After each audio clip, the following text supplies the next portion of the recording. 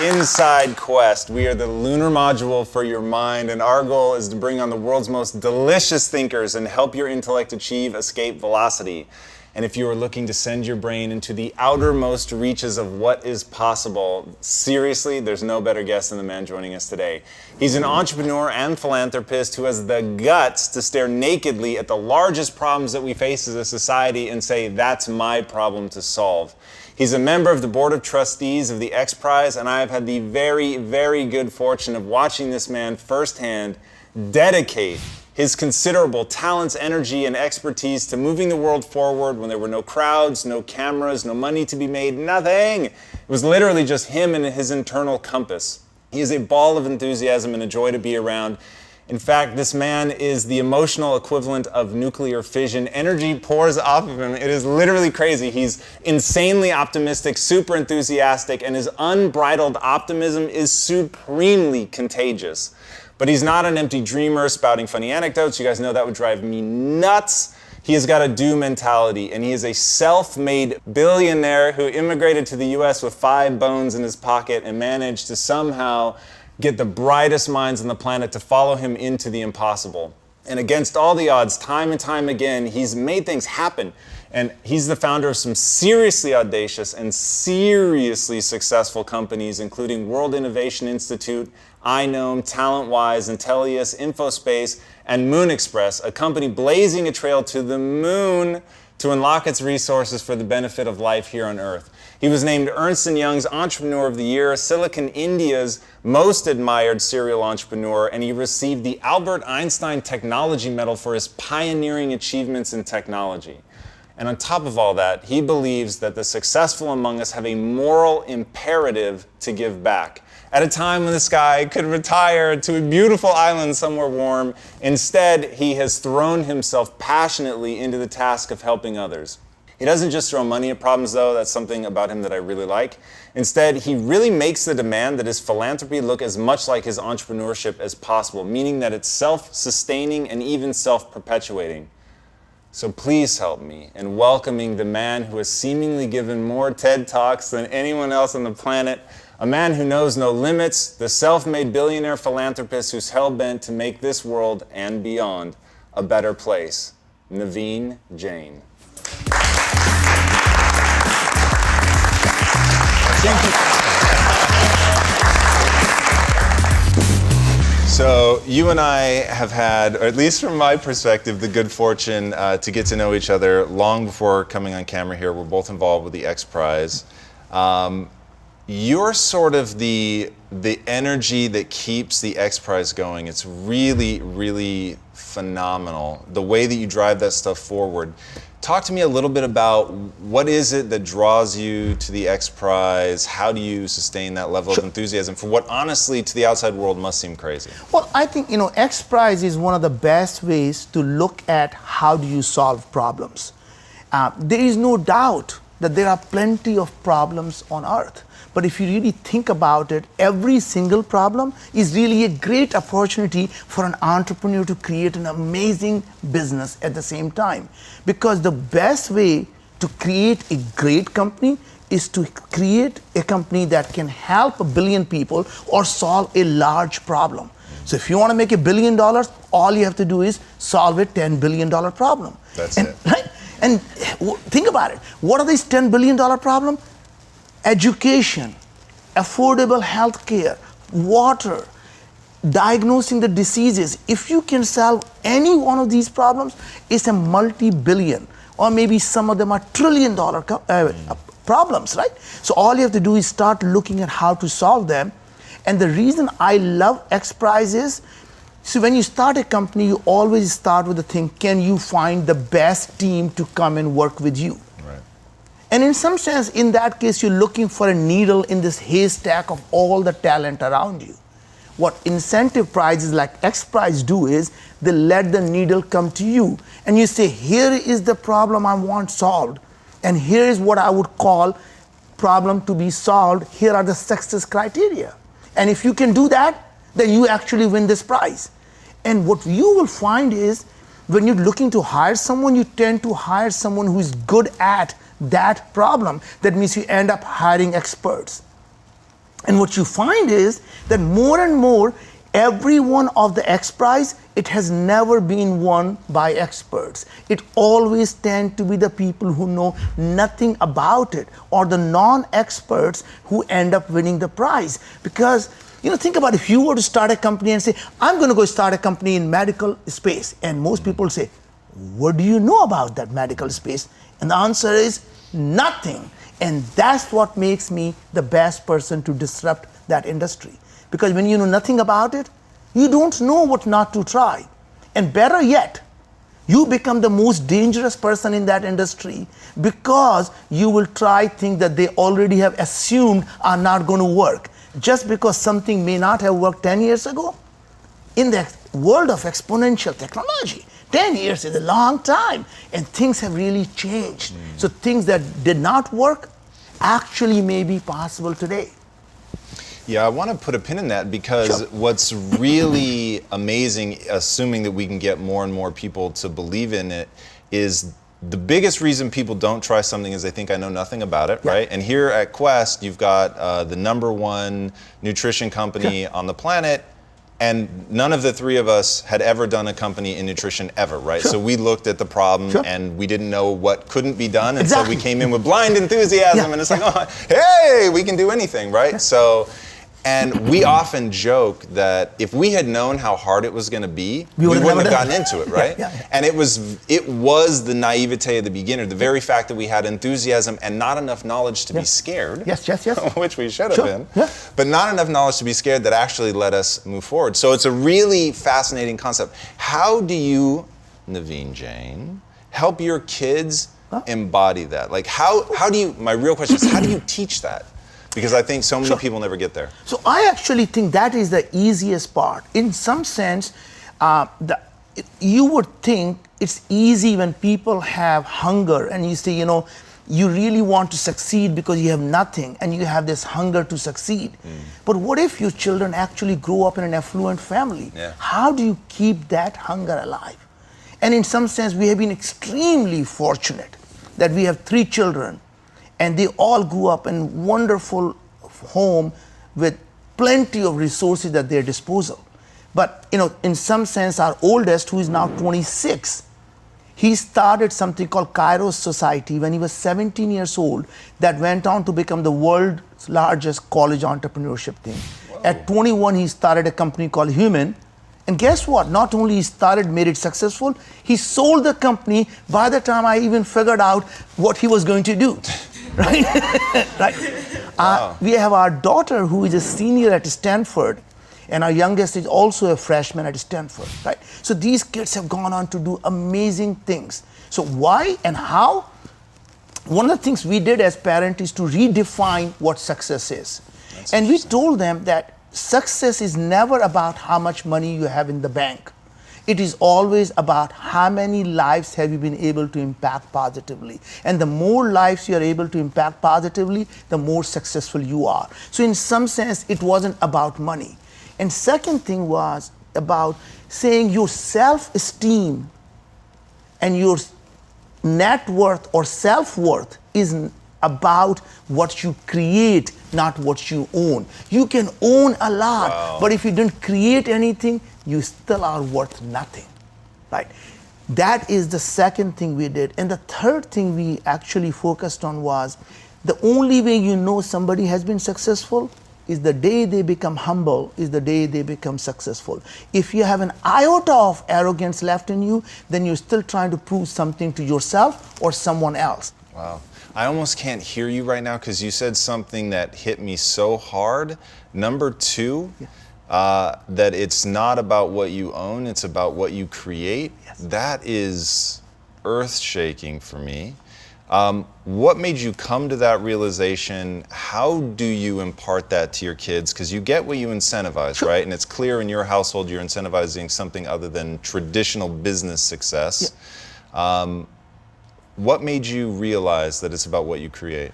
Well, in some sense, we all get tremendous amount of pleasure when you start something and you create something out of nothing, right? So as an entrepreneur, you start companies because you believe you can go change the way things are done. You can change the way people live their lives. You can change the trajectory of how humanity is going to move forward in the future. And once you have that dream, as an entrepreneur, your job is not just to have a dream, is to go out and actually do it. And the reason you're able to do that is because you believe you can create something. And why wouldn't you want your children to have that pleasure and deny them that pleasure of creating something rather than simply having it, right? And as you said, that the behavior you want is the behavior you incentivize, right? If you really believe the entrepreneurship is important to society, you make them the heroes. The heroes you make are the heroes you're going to create. Today in our own society, who are our heroes? The athletes, the actors, the Hollywood. That's not our heroes. We should be making the entrepreneurs, the scientists, they are our heroes because they are the one who are at the end of the day going to change the society. So Tom, one of the things that also I believe is there is no problem that is big enough that innovation and entrepreneurship can't solve, and they have to come together. The great minds who have amazing research, they can't go out and change the world. And the great entrepreneurs who know how to take it to the market, they can't do anything unless they have the research. So bringing them together, the innovation and entrepreneurship, is how you move the society forward. You have a really powerful definition of what an entrepreneur is, an entrepreneurial mindset. Would you share that? Sure. So I think the entrepreneur is not a person who actually starts a company. To me, the entrepreneurship is about solving a problem. So there are many of us, in fact, all of us are really good at talking about the problem. This sucks, and this sucks. We all know about everything that sucks, all the problems. And then we're really good at also saying, why didn't someone solve this? Why can't someone go out and fix the damn pothole? And there are really good people out there also who go out and say, oh, I think I might have a solution how to do that. And these are the guys, call them visionaries, call them whatever you want. But there is only one type of person who wakes up and says, you know what can I do about it? I'm going to go out and fix this. And that group of people who go out and actually do it are the entrepreneurs. And it doesn't matter whether you're inside Quest, solving a problem, you are an entrepreneur. People call them intrapreneurs, whatever you call them. At the end of the day, you are an entrepreneur. You see a problem, you solve a problem, you're an entrepreneur. Yeah, that's super powerful. But you make a distinction I've never heard anybody make before, which I think is really, really important, and I'm going to immediately assume it into my own belief system, so thank you, which is that the innovation is separate from the entrepreneur, and that at the end of the day, if you're not doing something about it, it becomes a dream, right? Like, assume Edison, he makes the light bulb, oh my gosh, it's amazing, what a brilliant innovation. But if he hadn't been able to bring it to market, then it would have gone nowhere. And if you look in modern day example of what's happening, look at Elon Musk, right? So Elon Musk is the quintessential innovator entrepreneur, where he has, through his team, I'm sure largely, and himself, coming up with true innovations that are pushing the space program forward, pushing the automobile industry to advance in ways that they haven't in decades and decades and decades. And yet, he also knows how to get people excited about it, to put it in literally a vehicle that people will pay for because it's beautiful, it's sexy, it's better than what came before it from just a pure experiential standpoint. So it's really incredible when you see somebody marrying those two things. Now I want to tie this back to what you were saying earlier, because a lot of people, they're working in, he gives some amazing talks about education, the fact that it's not broken, that it's obsolete. And meaning, for what it was meant to do 100 years ago, it was amazing. But for what it needs to do now, it's absolutely horrific. And when you understand the difference between broken and obsolete, you'll understand the changes that have to happen. So how do we make, with an obsolete education system, knowing that it's not going to get fixed by the time somebody watches this video, what can people do right now today to overcome an obsolete education system to become an innovator entrepreneur who actually knows how to execute? So if you think about it, the first question you have to ask yourself is, what is an education and why do we want children to be educated? Because nobody ever asks that. Because once you know the answer to what problem you're trying to solve, the solution starts to become very, very different. And as you said, Tom, if you believe the education system is broken, the solution is somehow we can fix it. But if you believe the education system is obsolete, then you have a completely different solution, right? And for example, if you look at a cell phone, if you say the cell phone is primarily to make calls, then your grandpa is using an old phone, the flip phone, and you say, Grandpa, your phone is broken. And he said, no, it's not broken. It's designed to do what it's doing. Right. And today you look at the iPhone, it's designed to do different things. It is a data device first, it's a computer first, and the phone second. Right? So it's really a different purpose, and that's why there is a different solution. So coming back to answer your question is, if we say the purpose of education is to create the productive citizens of the society, then you start to say, is imparting knowledge part of education? And you suddenly realize that in the world of the exponential technology, it doesn't matter what skill and knowledge you impart, becomes obsolete faster than ever. That means in the next 5 to 10 years, whatever you learn is going to become obsolete. Unlike 100 years ago, whatever things you learned went on for 30, 40, 50 years. So you could actually have a productive career. So now in today's education system, the things you have to do is teach children how to solve problems. The most important thing we can do from an education perspective would be to create children who are intellectually curious. Because to me, the day you stop becoming intellectually curious, you have actually died. You become a zombie. If your mind is not growing and you stop learning, there is no purpose of living at that point. All right, that intellectual curiosity has clearly served you well. It's amazing. So I've known you now for a while. There seems to be no signs of letting up. You've obviously accomplished just a massive amount in your life. Walk us backwards. Sure. Like, is Naveen Jain today born of just an inherent intellectual curiosity and optimism, or was there a time when that had to take shape through force of will? Sure. So I grew up in a very, very humble beginning in India. There were times we had no food to eat. My dad had a wonderful job, but that he decided to be an honest man, did not take bribes. And that means we had no food to eat. But worse yet, since he didn't take the bribe, his boss didn't get the bribe, and his boss's boss didn't get the bribe. Guess what happens in a government job like he was without taking bribe? You never get fired, you get transferred. Every 6 months we moved from village to village to village until we went to the most remote villages where there was nothing to be done. So he's not taking somebody's bribe away now. But we are now studying, sitting on a floor. There were no tables, no chairs. You sit on the floor, you write on the floor, and you learn. And despite all that, my sister went on to do a postdoctorate in applied mathematics. Wow. My brother had a PhD in statistics and computer science, and I was the least educated in my family with engineering from IIT and MBA.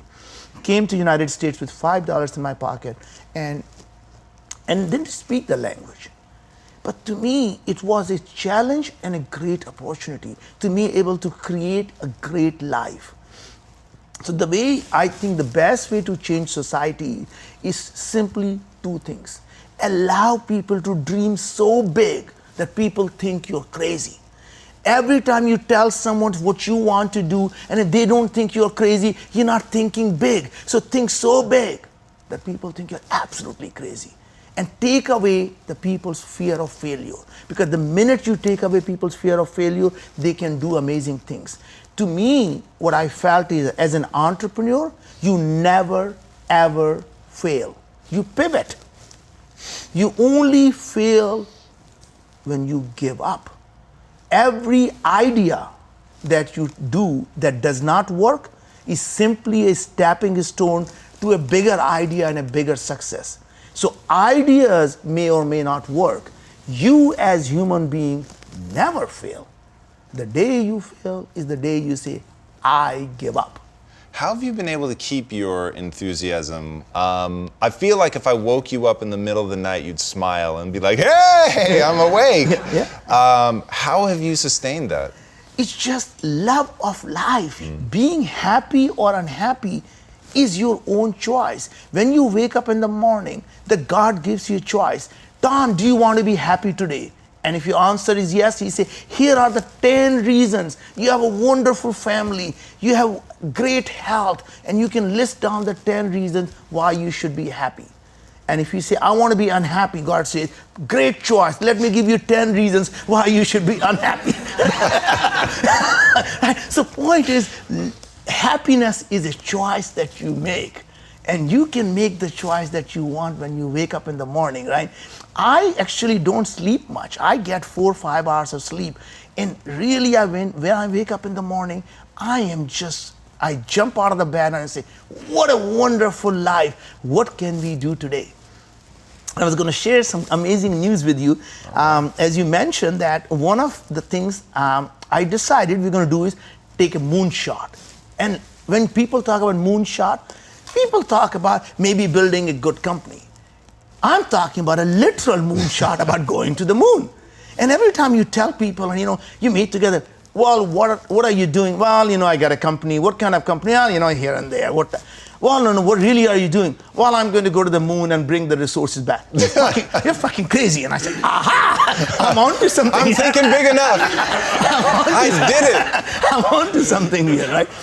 The point is nobody has done that. But now people believe that a small group of people are capable of doing things that weren't only done by great superpowers like United States, Russia, and China. And now they assume an immigrant who didn't have a food to eat comes to this country and say, I'm going to land on the moon. I say, of course you're going to land on the moon. Tell me, what are you going to bring back? So think about it. If I can land on the moon, what would you do? Right. What is your moonshot? And think about is when you land on the moon, it's not about landing on the moon. You showing people what is possible. Once you tell people the possibilities, what people do with that is amazing. The applications they will think of it something that you and I can only imagine. And I think to me also landing on the moon is in some sense similar to a man running a mile under 4 minutes. People thought it could never be done, and nobody ever did that until the first person showed it could be done. Guess what? 13 more people did that year after. So once you show people, the small group of people can land on the moon, next thing Tom will say, oh, that was easy. I'm going to go to Venus. Elon Musk says, I'm going to go to the Mars. But the fact is, there is not a single company that has actually have a right to leave Earth orbit. So what I was going to share with the news is that we will become the first company in the United States have granted the permission to leave the Earth orbit. So we talk about, most people don't understand. He said, but Elon goes to the space station all the time. They don't realize the space station is a low Earth orbit. It's not even the Earth orbit where satellites are. There is not a company that has ever left Earth gravity, ever. Wow. Right? So think about it. Congratulations. Thanks. It's amazing. But come on. That's incredible. But my point was, the only way the humans ever left Earth gravity, unless there were 24 astronauts who actually left Earth gravity, was simply by dying, and you hope that your soul left the Earth gravity. Wow. But imagine, we don't have a license to kill, but we have a license to take you off the planet. So that's our thing. So, coming back to my moonshot. So what would I bring back?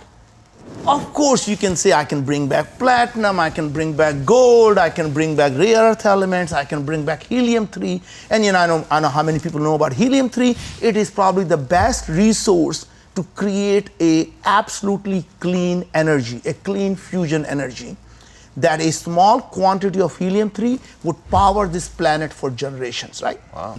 That's incredible. Naveen, how do you have that kind of self-belief? It's nuts. You have no one on the outside would look at you and say, that's the guy that's going to take us to the moon. So what is it that allowed you to believe in yourself enough to do that? And how can other people learn to do it for themselves? It's a mindset. So as I said, it's a mindset of possibility, it's a mindset of abundance. And I think our friend Peter Diamandis says it very, very well. The whole idea, we live in this mindset of scarcity. in this thing where things people believe are in limited quantities and we fight over it. The minute we can change the mindset of people that you can be the dreamer, you can change to be what you want to be, everything is possible. The minute you think something is impossible, guess what happens? It becomes impossible for you, not for someone else. It becomes impossible just for you. So, other thing that I don't know if Tom, we talked about, I started my new venture, which is really my moonshots on Earth. And not talking about in terms of the company itself, but just telling you what is possible for us to do now. And I'm hoping that people who are listening to this will go out and do what I'm doing, because there's nothing here that I'm doing is proprietary. So what I found is there is every single year, United States alone spends $500 billion in research, and it's at national labs like Los Alamos, Lawrence Berkeley, Lawrence Livermore, Sandia, Pacific Northwest, all these national labs, NASA and university. There's tremendous amount of research. They spend tens of billions of dollars. So what I'm doing is looking at the big problems and saying, what of these research and innovation can solve these problems? And the things that I'm finding, my jaws drop. Oh my God, what if people had that in their hand? It will change everything. To give you an idea, a simple spray, you spray on a Kleenex. And when you sneeze, it tells you whether you have a flu or a cold, whether you have a bacterial infection or viral infection. So when your kid is sick, you don't have to say, do I take half a day off, take my kid to the doctor? Is it really an ear infection or strap or something? Or is simply a virus thing is going to go away in 2 or 3 days? This thing exists today. They have the thing, a portable X-ray machine of the size of our iPhone. They spent $3 billion developing it for DOD, and it just sits there. And you know, all of those things are available to every single taxpayer in the United States. You can go there and take it and go build a company around it. So I tell everyone, this is your money. Go do something with it. So the reason I mention is I started a company simply to take these research. Can I solve the healthcare diagnostic? Can I go find a technology that can knock off the mosquitoes from carrying dengue fever, Zika, malaria? Can we go out and increase the crop yield by simply increasing the photosynthesis? Can we go out and find a way to diagnose early cancer? And guess what? I am not a scientist. But these guys have been working in it for 30 years doing just that. They never find the entrepreneur who goes and takes this stuff and does it. So I'm saying all 2.5 million of your followers should go land onto these things and take it and go change the world. It's in your hand to go make this world to be what you want it to be. So stop whining. Stop whining about Donald Trump or Hillary Clinton or whosoever you don't like it. Just go out and change the world as an entrepreneur. Just let them get out of your way. Yeah. Naveen, like all of that stuff is so powerful. I want to take a minute and just recap. So, one, your ability to look at something that's so grand and say, I'm going to be the one to tackle that. As a kid who grew up very humble, coming to America with nothing in your pocket, cultivating self-belief. And I think the thing you've said that's most powerful, and the thing that I'm hoping everybody watching takes away is every day you wake up and you have a choice. Every day you wake up and get to decide, do I want to be happy today? And the thing that you said that's so, like, people miss it is there are going to be answers, whether you say happy or sad, and they're going to be completely valid. Yes. But which one you focus on is going to determine the course of your life. And if you can, like, I'll give an example for myself. You're telling the story, you're saying that, hey, look, in today's education system, it no longer works. And the things that you know now are going to be useless 5 to 10 years from now. Now, I think that there's two reactions to that. Both are real. Both are valid. So you simply have to choose which one you want to take. And for me, the answer is, oh my gosh, I get to learn something new every 5 to 10 years. This is amazing. And by the way, just because I failed in algebra doesn't mean it's obsolete. I got a new things now. I can restart and get A again. Yeah, pivoting, right? To your point that, like, it's only a failure if you end up stopping. And I've always had a big fear in life that one of the things that really messes with people is they hear this powerful information, but it comes in such a neat packaged way that you can put it on a poster, you can repeat it to your friend, and then it loses the intrinsic value. And when people look at someone like you, what I hope they see is somebody who wakes up every day and asks a very simple question, realizes that they have a choice, whether they want to be happy or they want to be sad. They choose to be happy. They choose to believe in themselves. They cultivate a sense of belief, right? All through like very basic things. So talk to us all about blocking and tackling, because you don't believe that the greatest entrepreneurs are the ones with the greatest ideas, it's the ones with the greatest execution. That's right. So if you think about it, it doesn't matter how big the problem is. Your dream should be really big, but when it comes down to execution, you take a very small slice and say, let us find out what are the 10 things that need to be done to build this rainbow. And you say, let's take this piece and let's start focusing on executing just on that. And you finish that and you go to the next thing. So almost everything, it doesn't matter how big it is, you can take them into slices. They become so simple and it becomes simply blocking and tackling. So execution is the key to success. Other thing that I find in terms of what are the easy thing that most people don't seem to find them as a common sense is, when you're looking for a friend, you want someone who is just like you. You want to hang out with a guy who just thinks like you, behaves like you, and talks like you. That's where the fun happens in a bar. But when you're looking for a co-founder, you want someone who complements you, somebody who is unlike you, who fills the gaps you have.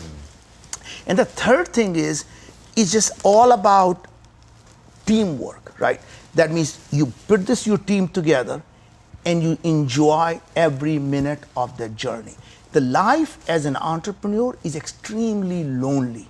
So when you are as a CEO, it's a very lonely job because every decision you make is going to impact some people.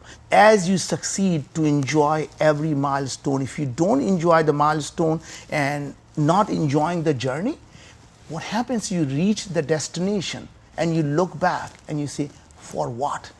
I didn't enjoy it. But if you're enjoying the journey, it doesn't matter how many miles you travel, you have loved every minute of it. Making money is a byproduct. Don't focus on making money. Money comes when you go out and do great things.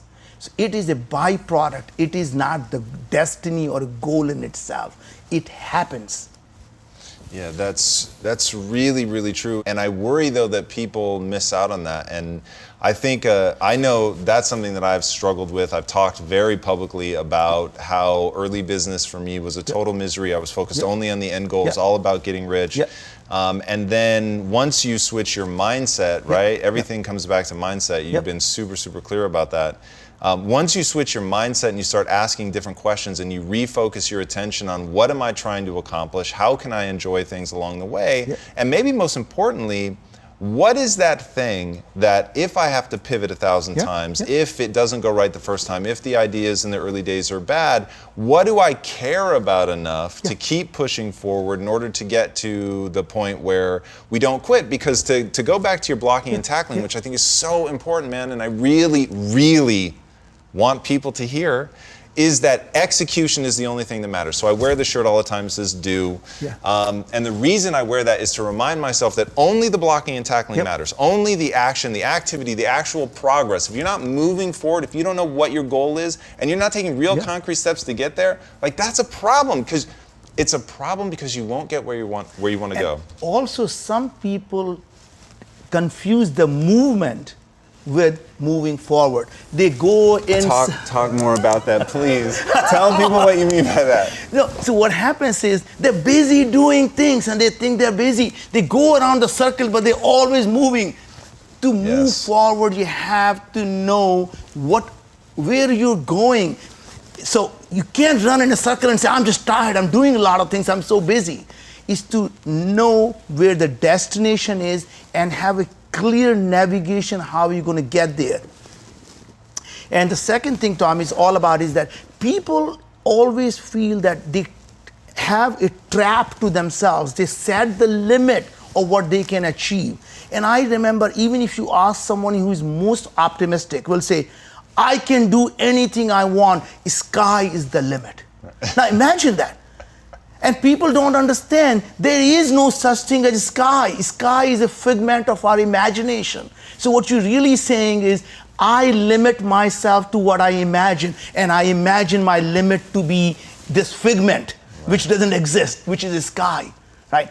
And also this whole idea of people talk about, well, there are people who think about, is the glass half full or the glass half empty? And I think nobody ever asks, why does it matter whether the glass is half full or half empty? What matters is, do you care enough to fill that glass? Is this a glass worth filling? So you have to ask yourself the question, it doesn't matter whether it's half full or half empty. Does Tom care to fill this glass? And if the answer is yes, then irrespective of half full or half empty, I'm going to fill the damn glass irrespective, right? So knowing what is important to you is what matters, not what it is. Yeah, God, that's so true. And what a great quote. Is this glass worthy of being filled? I really like that, and I think a lot of people don't ask that. And I want to tie that back to something that you said earlier about your co-founders, which is a big deal, something I think a lot about, having founders who very much, we are very different. And we've often said that Quest is a unique fingerprint of the three of us. It's the ways that we're similar, and most importantly, the ways that we're different. And when people are able to honestly assess themselves, their desires and their skill set, and it can be hard to say, I don't have a skill set that I actually value, right? So let's take Mike Osborne, my business partner. He has a skill set that I really, really value, but the truth is I don't have it. But that's perfect partner. Right? But I think people have a hard time accepting that they're not good at it, and then so you try to pretend to be good at it, and then you leave no room for the person who actually is good at it. You don't value just because you don't have it, you think it's not worth having it. So awesome. Naveen, give us your definition of a life well lived. So I think, most of people who have, we live a life of success. To me, a life lived well is the life of significance, where you are able to go out and actually able to help billions of people around the world. We feel happy. I mean, we talked about happiness, right? So there's some things people get confused is that in our brain, the dopamine. So every time we achieve a goal, and every time we set a goal and achieve a goal, we get this shot of dopamine and we feel really good. But problem with that is like a caffeine shot. 2 hours later, we want the next one. And you constantly are always struggling because you one goal to another goal and you keep achieving, and you go home and say, I'm getting all these bonuses, I'm getting all these promotions, but I'm just not happy. So what is that drives happy? Happiness actually comes from serotonin. And it comes from the fact when you give something without any expectations of getting anything back. If you give something with an expectations of something, you don't get that. And that comes, that's true love is mother. I've never seen anything, a pure bond that's a mother and a child. That bond is so strong that mother is willing to give everything she has to this child. And there is one story that my mother told me when I was very young, and it always tears me up. It talks about the actual motherly love. And here's the thing. She told me there was a kid who wanted to join the gang and went to the gang and said, I am ready. And they say, well, we know you're ready if you can go out when your mother is sleeping, cut her chest, get her beating heart, and if you can bring her that beating heart back, we know you're ready to join this gang. The kid goes there, cuts her mom, takes a beating heart, and he's walking out, and he trips over. And the heart says, son, are you okay? Right? That motherly love, she didn't care what he did, she just cared about, is he okay? And to me, that type of love, we can give it to every human being. We don't have to be mother and child. When you actually can sit down to a person who is homeless and not just simply drop $1 and feel yourself, oh, I am just such a generous guy, I feel so good. Sit down and give him 5 minutes of your time. And if you give him 5 minutes of your time, you've done more for him than any money you will give him. because he just wants to be heard. And more importantly, you gave something that you can never get back. You can make more money. You can get more of everything. The time you give, you can never take back. And don't fall for the thing, oh, I give charity, I give money. That is not philanthropy. And as Tom said, giving money, philanthropy is not about giving money. Philanthropy is about solving a problem. So if you want to do philanthropy, become a great entrepreneur and solve the problem. But when you care someone, give them your time. Man, Naveen, thank you so much for coming on the show. It was fucking beautiful, man. That was seriously beautiful. That was officially one of the most beautiful closing words I think a guest has ever given us. That was incredible. I have the good fortune of knowing that he is this guy when there's no one else around. Inside Naveen is an internal compass, a worldview, a belief system that he honors every day with the way he acts. The things that he's said, I've seen at work in him, the choice to be happy and the way that focusing on that, knowing that it's a choice and knowing that any day he could have woken up and chosen to be unhappy and to focus on the things that are going wrong or that aren't where he wants them to be. But he doesn't. And so every event, every dinner, every debate, board meeting, it doesn't matter. He shows up as a bundle of energy, enthusiasm, passion, optimism, and he infects those around him with that. And I take that as a challenge myself to focus on the things that are going to put me in that state, that are going to give me the serotonin that you're talking about, that are going to give me the passion and drive and just the love of life that anybody needs to go out and really tackle the big challenges and to understand that empty dreaming is not enough. At some point, you have to focus entirely on execution, taking it bit by bit. Go 2 miles, make a left, go a mile, make a right. Break your world down into those pieces. You will enjoy the odyssey that is learning about this man. So do yourself a favor. Just go to Google and drop his name in, Naveen Jain. You won't be sorry. Naveen, where can they find you online? I'm on the Twitter, I'm on LinkedIn, you can find me on Facebook, and I'm easily available. I read all my emails, naveen.jain@gmail.com, and I'll read every single email. Wow. Well, you all now have an uncle who's a billionaire that's going to read your email. So, my friends, take advantage. Yes, he is an incredible man. You will enjoy it. Guys, you can also find more out about him on InsideQuest.com. We're going to have not only this video, but other features. We have made radical changes to our website, a lot more enriching material, all the behind the scenes, extra information, anything that you might want on that person. Our goal truly is to give back and to do exactly what this man is encouraging us to do, which is if you want to be somebody who's truly philanthropic, be an entrepreneur who knows how to educate and give something back. This community has already given so much to the people in the community that you will forever have our gratitude. You guys are incredible. Until next time, my friends, be legendary. Take care. Thank you. What a pleasure. Thanks so much, man.